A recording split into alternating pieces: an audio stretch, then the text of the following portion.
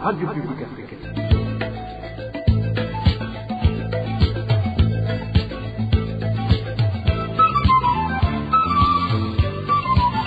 Radio Publique Africaine.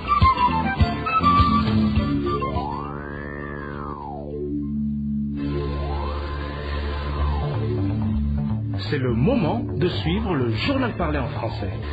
À la présentation, Janvier Ninina Hazgu. Soyez les bienvenus, chers auditeurs, au journal de la radio publique africaine parlé en langue française ce mardi 14 avril l'an 2026. Une édition dont les grandes articulations sont les suivantes. Nouvelle attaque ce mardi contre les réfugiés burundais d'Ikandonduta en Tanzanie. Des militaires tanzaniens jeunes appelés Banamugambo ont sauvagement battu et blessé plusieurs de ces réfugiés. Depuis le début de ce mois d'avril, aucun Burundais n'est autorisé à se rendre dans la ville de Lubumbashi en République démocratique du Congo. Plus de 30 personnes ont déjà été arrêtées à cet effet. Lueur d'espoir chez les demandeurs de compteurs de la Régie des eaux. La livraison commence avec cette semaine, a annoncé le directeur général de cette entreprise. Et c'est tout pour le sommaire. Gardez l'écoute, le développement des titres dans quelques instants. Ouvrons cette édition par la page sécuritaire des réfugiés. Les réfugiés burundais du Kandonduta ont été encore une fois attaqués ce mardi matin par des militaires tanzaniens accompagnés par des jeunes appelés Banamugambo dans le but de les forcer à rentrer dans leur pays natal. Un des réfugiés qui s'est confié à la RPA raconte que l'attaque visait la zone 1 et nombreux parmi eux ont été battus avec plusieurs cas de blessés. Cette source ajoute également que ces réfugiés ne savent plus à quel sens se vouer. Suivez plutôt le témoignage de ce réfugié burundais d'Ikandonduta. Nous sommes vraiment malheureux. Des militaires viennent de nous attaquer. Ici dans la zone 1 où restaient des réfugiés. C'est là où nous avions été rassemblés. Ces militaires qui nous attaquent avaient prévu une opération qui devrait commencer à 5 heures du matin. Ils veulent nous fusionner dans un centre de préparation au rapatriement appelé Dipacha. Donc, ils nous ont envahis et sont en train de violenter des gens. Nous avons perdu nos objets et nous ne savons pas où aller. Ils veulent nous rassembler dans ce centre Dipacha afin qu'ils puissent nous rapatrier de force. Il faut alerter pour nous. Ils n'ont pas encore tiré des balles, mais ils utilisent des matraques en leur possession, bien qu'ils soient munis de fusils. Ce sont des militaires accompagnés par des Banamugambo, des jeunes qui ont été utilisés dans la démolition des maisons. Ils sont également avec des agents qui travaillent dans le bureau du représentant du Kandonduta, Makazi. Une fois dans le centre d'Ipacha, ils pourraient nous enfermer à l'intérieur et nous forcer de monter dans leurs véhicules. Il faut plaider pour nous.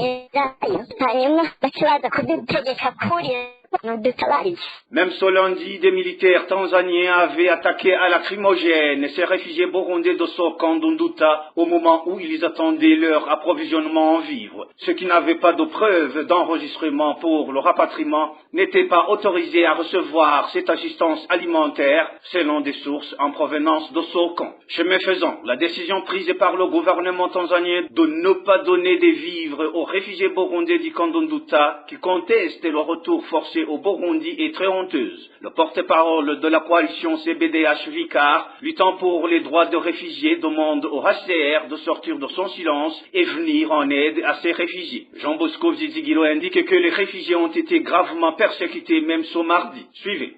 C'est vraiment une situation très déplorable. Cela est incomparable parce que parmi les besoins de base figure le droit à la nourriture. Alors, ça c'est un crime, mais nous pouvons appeler cela un crime. Non seulement ça, nous avons aussi appris que très tôt ce matin, les policiers tanzaniens se sont introduits dans les maisonnettes des réfugiés et ont commencé à détruire les petites huttes que les réfugiés avaient faites après avoir consommé la destruction de les maisons par la police tanzanienne et son et chambardé les biens des réfugiés. Alors les disant qu'ils doivent accepter de signer un contrat de rentrée. Les termes de ce contrat, il y a l'accusation du signataire qu'il a dialogué avec les membres de sa famille et qu'ils se sont convenus qu'au Burundi la paix règne, qu'ils doivent l'entrer volontairement.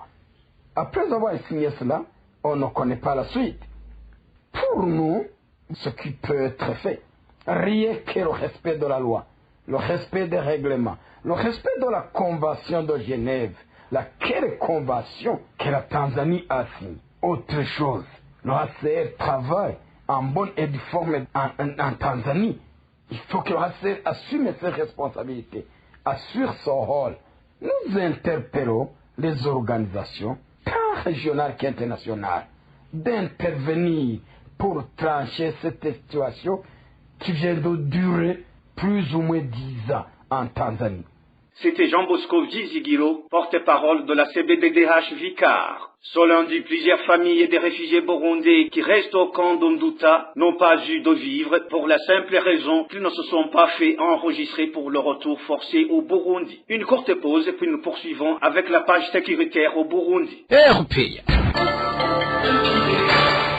Une jeune fille nommée Mauya Nionchuti, âgée de 15 ans, originaire de la colline Muyange, zone Muyange, en commune Nyanza de la province Burunga, a été retrouvée morte le 12 avril 2026. Selon nos sources, la victime était élève en 5e année à l'Ekofo Muyange 1. Elle avait été portée disparue depuis l'après-midi du samedi 11 avril 2026. Les mêmes sources indiquent que des suspects ont déjà été interpellés dans le cadre de l'enquête en cours. Arrestation en grand nombre de Burundais qui se rendent dans la ville de Lubumbashi en République démocratique du Congo. Depuis le début de ce mois d'avril, aucun Burundais n'est plus autorisé à entrer dans cette ville et plus de 30 personnes ont déjà été arrêtées. N'est-ce pas Inès Gakid? Depuis le 2 de ce mois d'avril, des Burundais qui se rendent travailler dans la ville de Lubumbashi ont commencé à être arrêtés.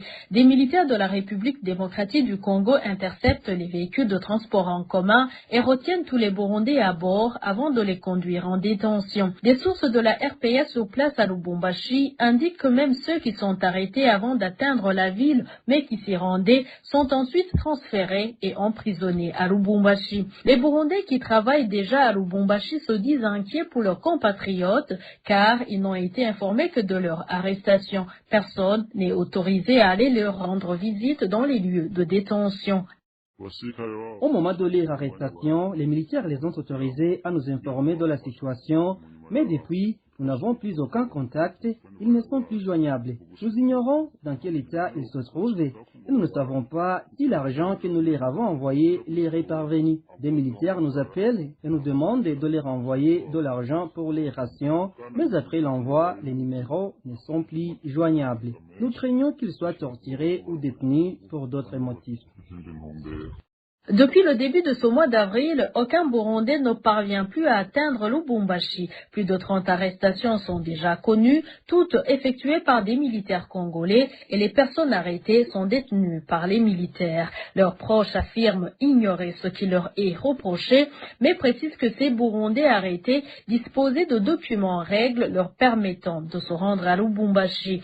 Ces personnes arrêtées se rendaient à Lubumbashi pour travailler sur des chantiers de construction comme plusieurs autres Burundais déjà présents à Lubumbashi. Le général-major agricole Nirameba, ambassadeur du Burundi à Kinshasa, confirme l'arrestation de Burundais à Lubumbashi. Il a indiqué à la RPA que selon les informations qu'il a pu recueillir, 39 Burundais sont actuellement détenus. Ce lundi, il s'est rendu à Lubumbashi. Les autorités locales lui ont assuré que tous ces Burundais allaient être libérés. Et s'agissant des raisons de leur arrestation, le général-major agricole Nirameba s'est contenté de parler de motifs non fondés. Merci à Inès Gakidza. Les Imbonerakure de la commune Ngozi dans la province Butanyerera sont appelés à intensifier la lutte contre la fraude, notamment celle qui s'opère sur la frontière burundo-rwandaise. Cet appel a été lancé ce lundi, au moment où les responsables des Imbonerakure dans la commune de Ngozi ont entamé des tournées sur toutes les collines situées le long de la frontière avec le Rwanda. Les détails avec Innocent Valentin Singirana. La tournée a débuté dans la zone de Gwabiriro, située dans la zone de Ngozi,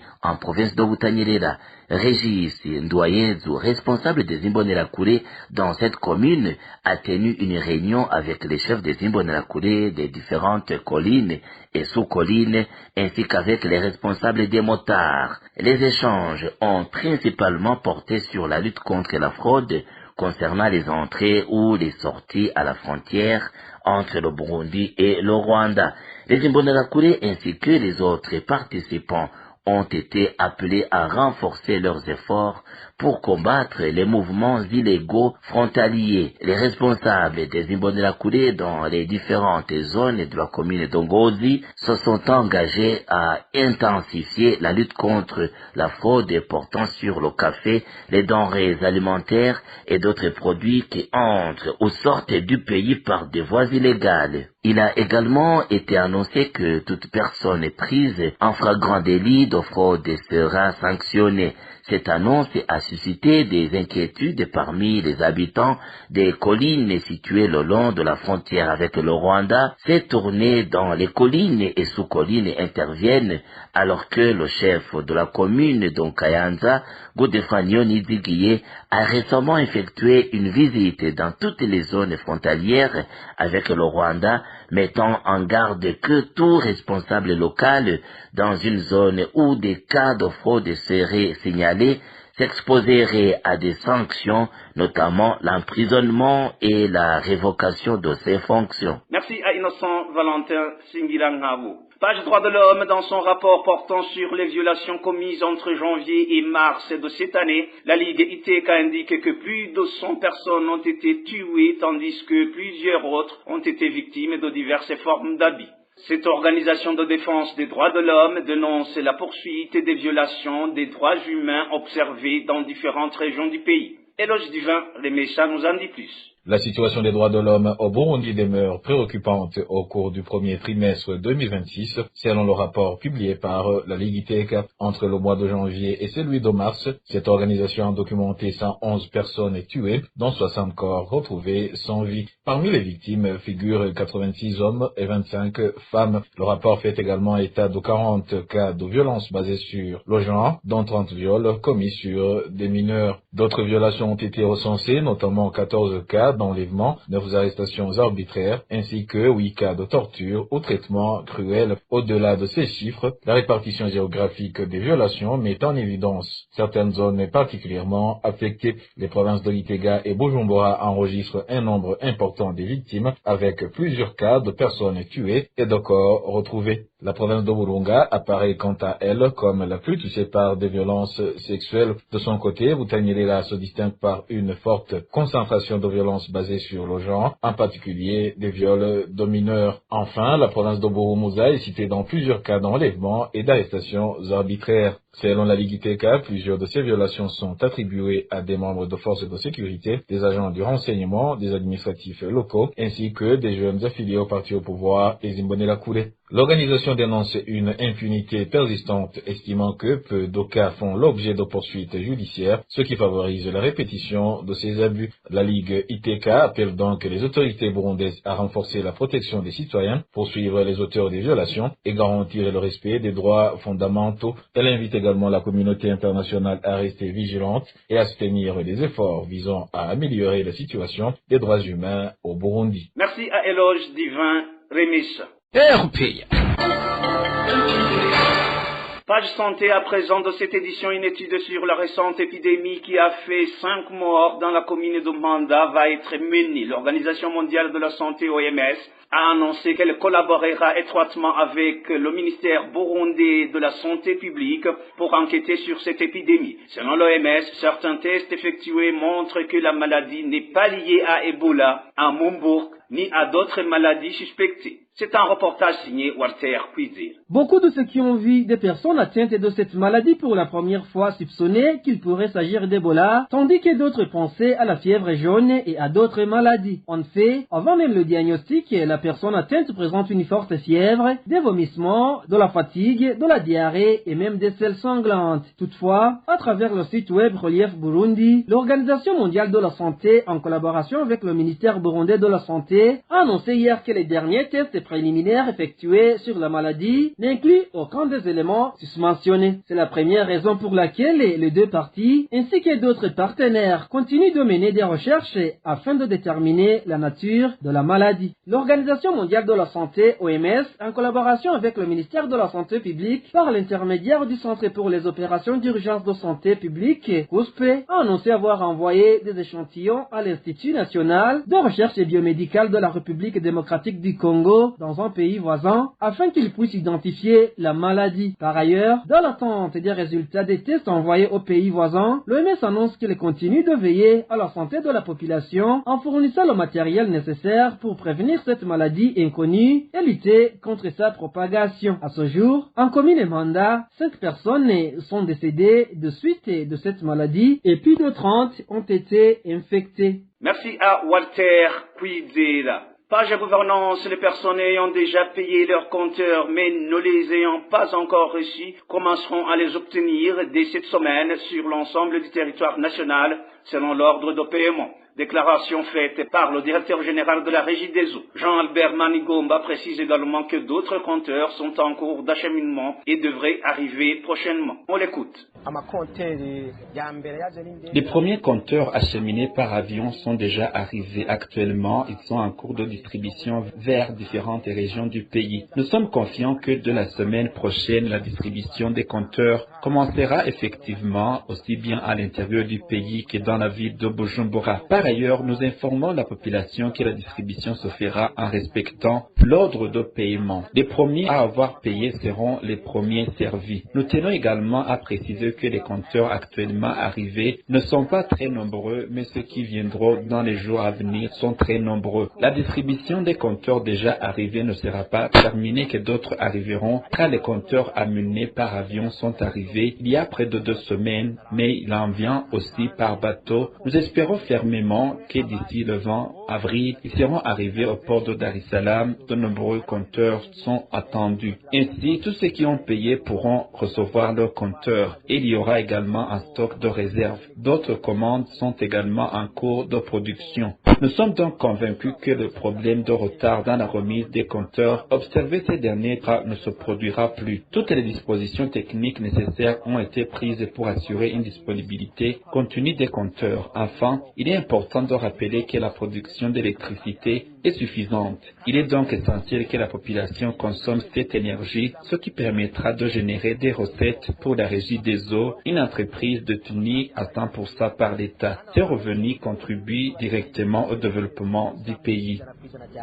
C'était Jean-Albert Manigomba, directeur général de la Régie des eaux. Page éducation pour clore cette édition. Les enseignants bénévoles de la commune Guichouvi en province Gitega dénoncent le non-paiement de leurs primes pour le 2e trimestre alors que le 3e trimestre est sur le point de commencer. Ces enseignants affirment ne pas comprendre pourquoi leur rémunération tarde à être versée alors que cet argent est régulièrement collecté auprès des parents d'élèves. Ils demandent aux responsables concernés de prendre toutes les mesures nécessaires afin que ces fonds leur soient remis, d'autant plus qu'ils ne disposaient pas d'autres sources de revenus. Hervis Nyomungele nous fait le point. Le 2e trimestre de cette année scolaire s'est terminé sans que les bénévoles de la commune de Guichouvi ne reçoivent leurs primes, alors que les parents, eux, n'ont jamais cessé de verser les contributions prévues à cet effet. Certains de ces enseignants entretenus avec la LPA estiment être oubliés et abandonnés, d'autant plus qu'ils ne disposent d'aucune autre source de revenus, comme l'explique l'un d'eux. Les parents versent les contributions au début de chaque trimestre, mais par exemple, le 2e trimestre s'est terminé sans que nous, les enseignants bénévoles, ne recevions le moindre paiement. Nous pensons alors des questions. Nous nous levons chaque jour pour aller enseigner les enfants du pays. Mais comment subvenir à nos besoins quotidiens, comme acheter du savon pour laver nos vêtements, si cet argent ne nous est pas payé? Alors que le 3e trimestre a déjà commencé, ces bénévoles demandent aux responsables de veiller à ce que les fonds versés par les parents soient utilisés conformément à leur destination afin qu'ils puissent eux aussi subvenir à leurs besoins. Aujourd'hui, le 3e trimestre commence. Nous demandons donc à être entendus afin que l'argent donné par les parents soit utilisé pour l'objectif auquel il est destiné. Ils indiquent également que lorsqu'ils s'adressent aux autorités, aucune réponse claire ne leur est donnée, si ce n'est de leur demander de patienter. Chaque fois que nous interrogeons le directeur, nous constatons qu'elle ne nous donne pas de réponse claire. Elle se contente de nous dire d'attendre en affirmant que le dossier est en cours de traitement. Nous demandons à être établis dans nos droits afin de travailler dans de bonnes conditions et continuer à enseigner les enfants du pays. Les bénévoles de la communauté de Guichouvi demandent à être établis dans les droits et à percevoir les primes afin de pouvoir travailler dans de bonnes conditions et enseigner les enfants du pays avec sérénité. Et voilà, mes chers auditeurs et auditrices, c'est sur ce reportage signé Elvis Niomongere que nous mettons fin à cette édition de la RPA parlée en langue française ce mardi 14 avril l'an 2026. Merci pour votre aimable écoute. Merci à toute l'équipe de la rédaction pour la collecte et le traitement de toutes ces infos. Sans oublier de remercier l'équipe technique pour sa bonne collaboration. À la présentation, vous étiez avec Jean-G Ninina Hazoué. À bientôt.